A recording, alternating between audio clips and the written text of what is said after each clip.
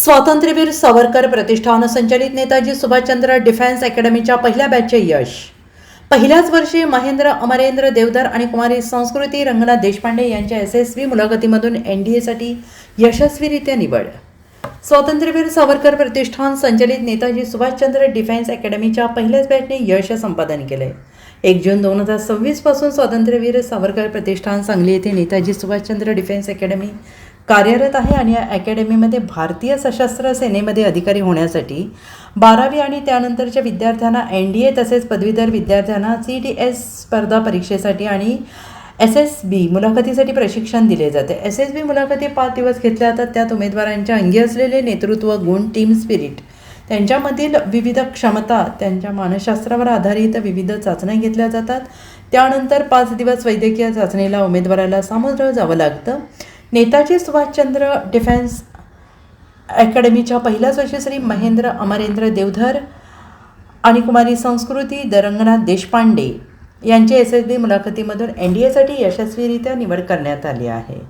या दोघांच्या यशाबाबत त्यांचे सगळीकडे कौतुक होत आहे आणि या दोन्ही विद्यार्थ्यांच्या डिफेन्स अकॅडमीचे संचालक निवृत्त कर्नल हेमंत जोशी आणि स्वातंत्र्यवीर सावरकर प्रतिष्ठानचे अध्यक्ष श्री विजय नामदास जोशी यांचे मार्गदर्शन मिळाले. सध्या नेताजी सुभाषचंद्र डिफेन्स अकॅडमीमध्ये NDA आणि CDS स्पर्धा परीक्षेसाठी विद्यार्थी मार्गदर्शन घेत आहेत. सांगली आणि जवळच्या जिल्ह्यातील अनेक विद्यार्थ्यांना भारतीय सशस्त्र सेनेमध्ये अधिकारी बनण्यासाठी शास्त्रशुद्ध प्रशिक्षण आणि मार्गदर्शन दिले जात आहे आणि त्याचा जास्तीत जास्त इच्छुक विद्यार्थ्यांनी लाभ घ्यावा असे आवाहन स्वातंत्र्यवीर सावरकर प्रतिष्ठान सांगलीतर्फे करण्यात येत आहे. तसेच डिफेन्स अकॅडमीतर्फे येत्या 15 ऑगस्टपासून इयत्ता 9वी ते 12वी पर्यंतच्या विद्यार्थ्यांचा व्यक्तिमत्व आणि कौशल्य विकासाचा NDA फाउंडेशन कोर्स सुरू करण्यात येणार आहे.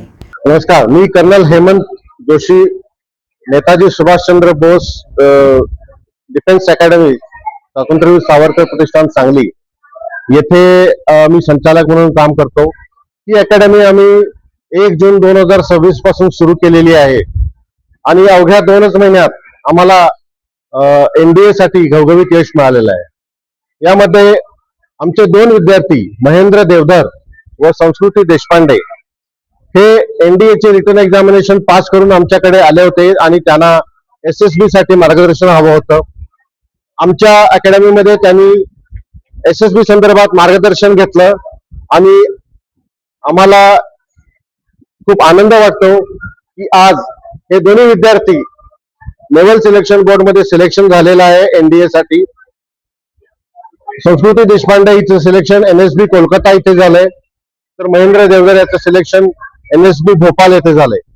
त्यानंतरची वैद्यकीय चाचणी देखील हे विद्यार्थी उत्तीर्ण झाले आहेत आणि आम्हाला याबद्दल खूप आनंद आहे आणि आमच्या पहिल्याच बॅचला 100% यश मिळालेलं आहे. धन्यवाद. नमस्कार, मी संस्कृती देशपांडे. नेताजी सुभाषचंद्र डिफेन्स अकॅडमी मध्ये रिटन एक्झामिनेशन क्लिअर झाल्यानंतर मी जॉईन झाले होते. जोशी सरांच्या मार्गदर्शनामुळे आम्हाला SSB साठी त्याचा खूप उपयोग झाला. छोटे छोटे टेक्निक्स जे असतात, इनसाइड टेक्निक्स जे असतात, त्याची आम्हाला खूप माहिती मिळाली आणि त्यामुळेच माझं आणि महेंद्रच्या दोघांचंही SSB क्लिअर झालंय आणि आता आम्ही दोघेही रेकमेंडेड आहोत. सांगली या भागामध्ये SSB साठी पहिल्यांदाच ही अशी एखादी अकॅडमी सुरू झालेली आहे आणि आपल्या भागातील मुलांना याचा नक्कीच फायदा होणार आहे. तर मी सगळ्यांना रेकमेंड करेन की जे SSB साठी कॉलअप लेटर ज्यांना आलेला आहे त्यांनी अकॅडमीमध्ये एनरोलमेंट करावी, याचा नक्कीच फायदा येतो.